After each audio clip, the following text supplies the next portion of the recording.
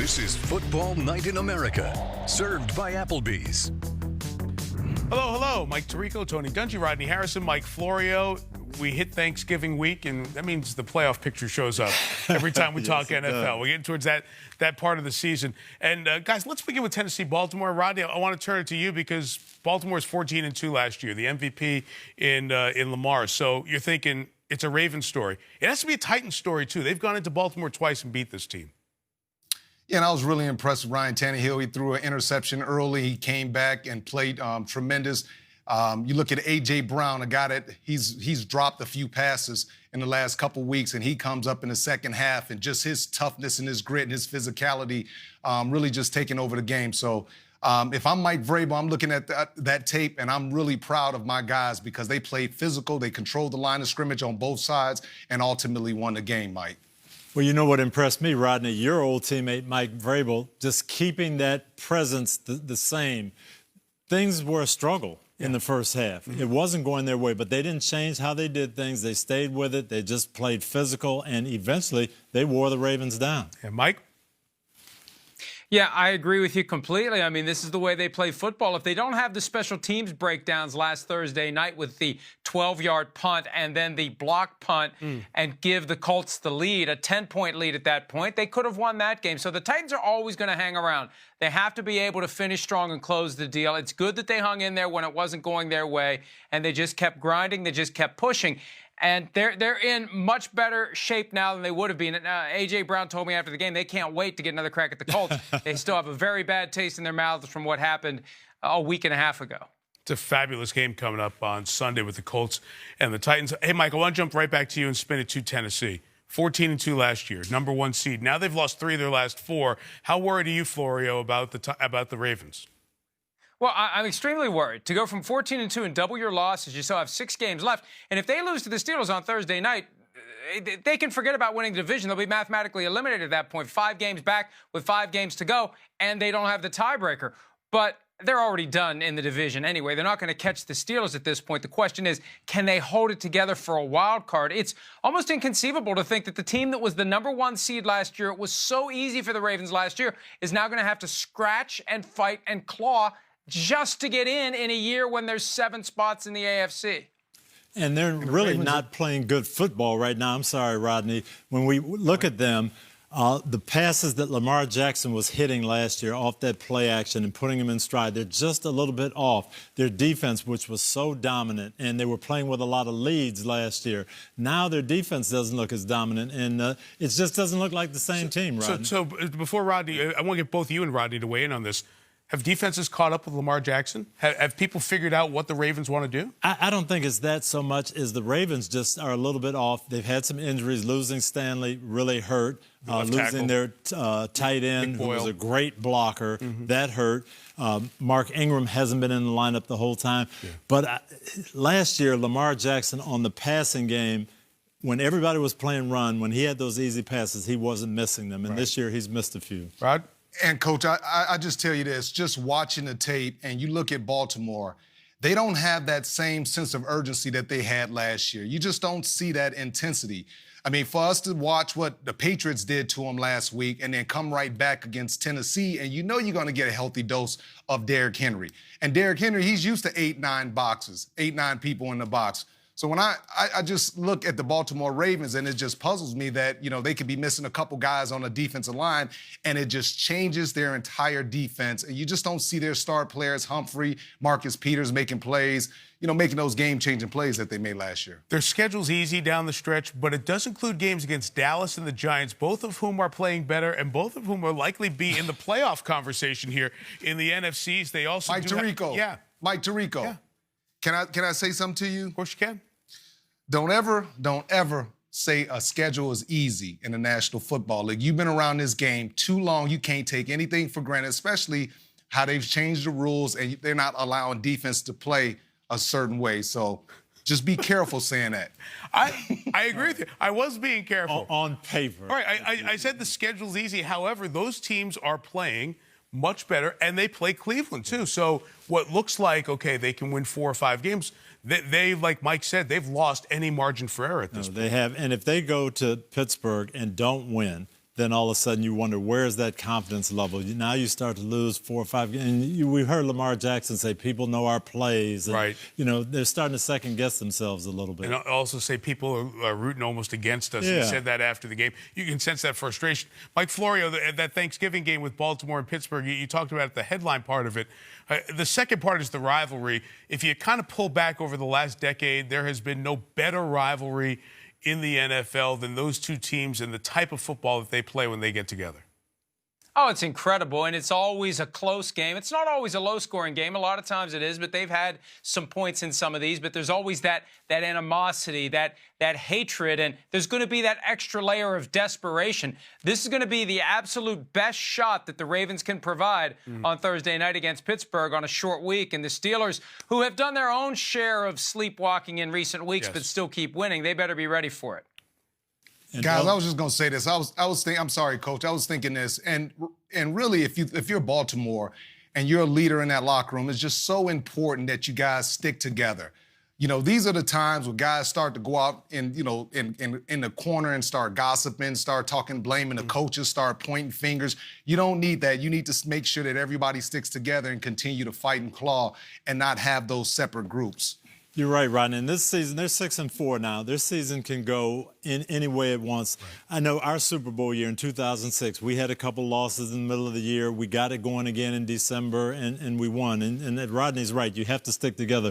But the heat of this rivalry, don't think Pittsburgh wouldn't like to put that fifth loss on them and knock them out of things. Yeah. And here are the Steelers. They're the 18th team in the Super Bowl era, so we're over a half century now. 18th team that has opened 10-0. And maybe I'm lost in this. I don't feel like people are like, oh, my gosh, the Steelers are on this incredible run. It doesn't seem to have the sizzle that even Baltimore's run had at the start of last year. No, you look at this team, it doesn't seem like a 10-0 team. They're struggling against some of the weaker teams in the league. They're winning last play of the game type situations. They're not doing anything great except they're winning the turnover battle. They can get better. I just don't see, they don't look like an undefeated team to me. Hey, guys, I was thinking about the Ravens defensively. They're going to be facing an offense that they haven't really faced the last couple weeks. The last couple weeks, the Patriots have run the ball. The Tennessee Titans have run the ball. But now they're going to be facing a guy in Ben Roethlisberger who gets the ball out of his hands probably quicker than Tom Brady used to get the ball out of his hands. But they use the short passing game to set up the deep shots and also to set up the run game, Coach. Hey, and let me just say this. There have been a couple of undefeated seasons in NFL history. When the Patriots did it, they were blowing teams off the field. In 1972, the Dolphins, even though they finished 17-0, they were not blowing teams out left and right. They were just winning, just like the Steelers, winning. And if it was the Patriots right now at 10-0, we'd all be saying, they're going to go 16-0. Look at the schedule. Oh, they're going to do it.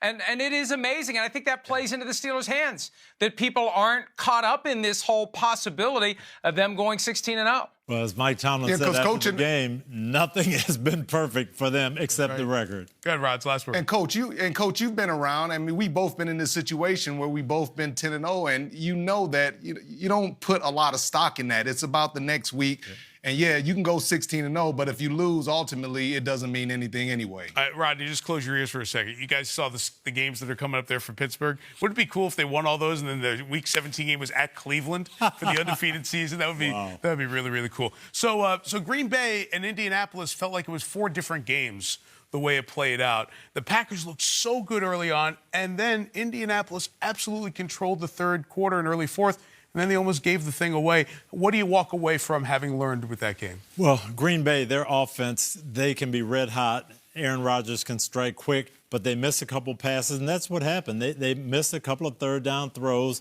couldn't keep any drives sustained, and then Indy was able to get that momentum back. So I'm still not sold on the Green Bay defense, and it's almost as if Aaron Rodgers has to be perfect. Coach, you talking about you're not sold on their defense. I don't know what they're doing on defense because I'm sitting back seeing Preston Smith. He's dropping back. He's trying to cover tight ends. I'm like, didn't you pay him like $12 or $13 million a year to get after the quarterback? But they're not getting pressure. And you brought the Smith brothers and you invested a lot of money in those guys and they played tremendous last year. But they're just not getting the same pressure and making the same type of plays that they made last year. In one afternoon, Mike Pettin has become the new Dom Capers in Green Bay, and that's not a compliment. When you're trending on Twitter and you're the Packers defensive coordinator, that's not a good thing. And the Packers fans are up in arms because they know they have the offense, and when the defense lets a lead like that go away. Great stat I saw today. I think it was from ESPN Stats and Information. Aaron Rodgers is 95-2 all-time when he has a 14-point lead, but he's 1-2 against the Colts when he has a 14-point lead. It's crazy. That is absolutely crazy. So I walk away feeling that Indianapolis is almost at this next level. Like Indianapolis coming back in this game after Green Bay had control. They've got answers in the passing game. They have answers with the run. If their defense comes out and plays solid football, I think this team certainly can play with Tennessee for the division coming up here next week for the division lead.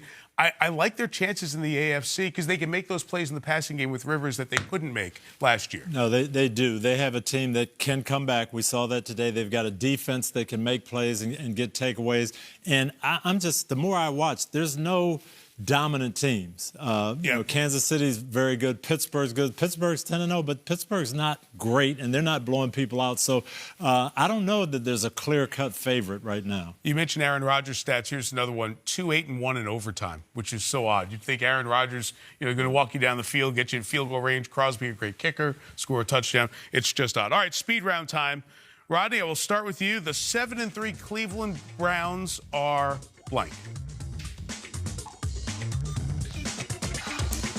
Are a solid football team. That's all I can say at them right now. I think they're a solid football team.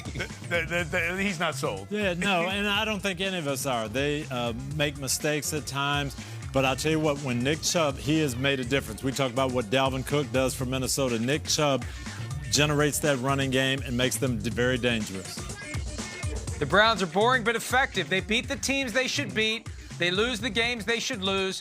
That adds up to 10-6, and maybe that'll be enough to get them into the playoff field. They are sensational for the fans of Northeast Ohio. Yes. With what they've put up with for the last X number of years. Go back to since the franchise was reconstituted back in the late 90s. It's great to sit down at the Thanksgiving table if you're a Cleveland Browns fan and talk about your 7-3 team in the middle of the playoff mix and in second place in the division. So good on you. Tony, Taysom Hill's first start was? Efficient. I thought he did a very, very good job of orchestrating things. His timing with his receivers was much better than I thought it would be, and he made plays off schedule, which Drew Brees doesn't make, so he gave them a lift.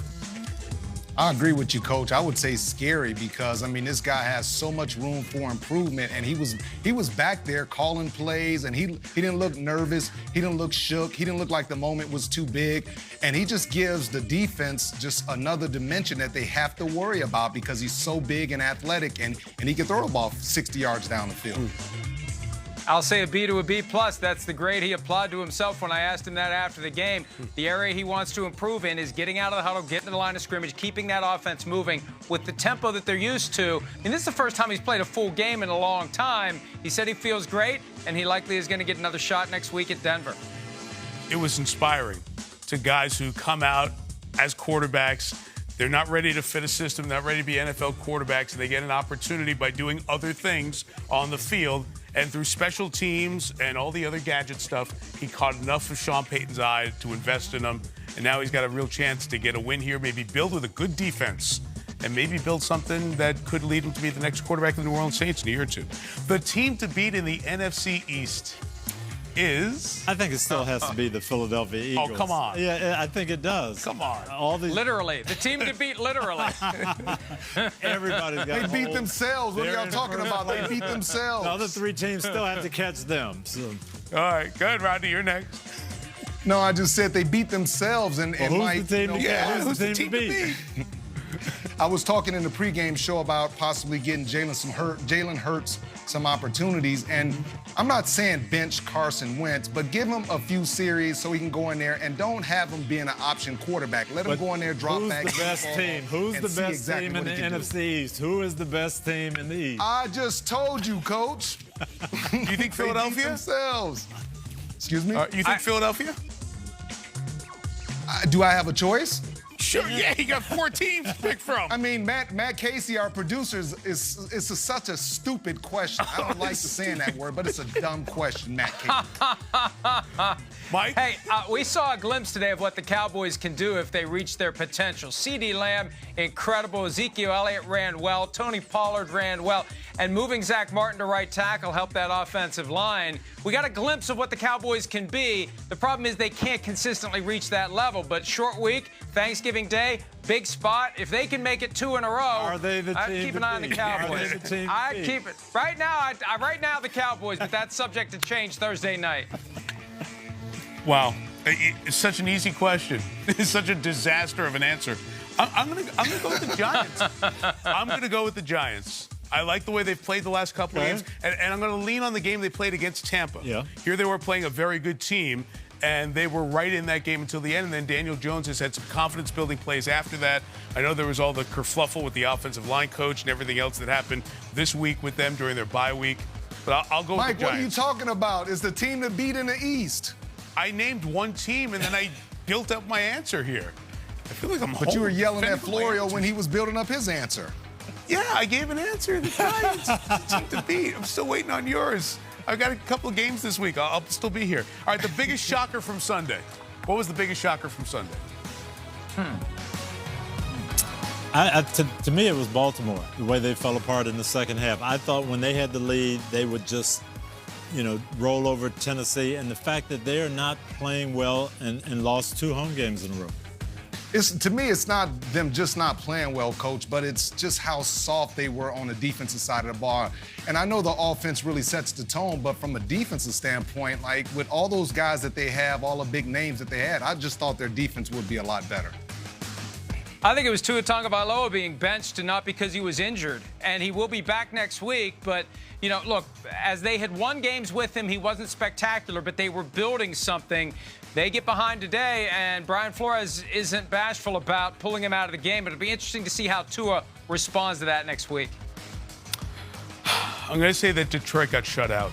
They got shut out. They went down to Carolina and they didn't score a point. One thing they've done over these years when they have struggled is at least score. And I know that DeAndre Swift was hurt, they had injuries, but they didn't score. Matt Stafford did practice all week, and it looked like he didn't practice all week because of the thumb injury. But they will play Houston to start your Thanksgiving. So you'll have that, and then you'll have Washington, Dallas playing for first place in the NFC East, and then you'll have Pittsburgh and Baltimore. Hope you enjoyed that. Hope you enjoyed Matt Casey, our fine producer, getting roasted as well for no reason. Wow. But happy Thanksgiving. And please share Mike, the holiday spirit. at least you, and Mike, Tariq, at least you don't ask dumb questions. Thank you, Rodney. I appreciate that. There are no dumb questions, only dumb answers. Bye.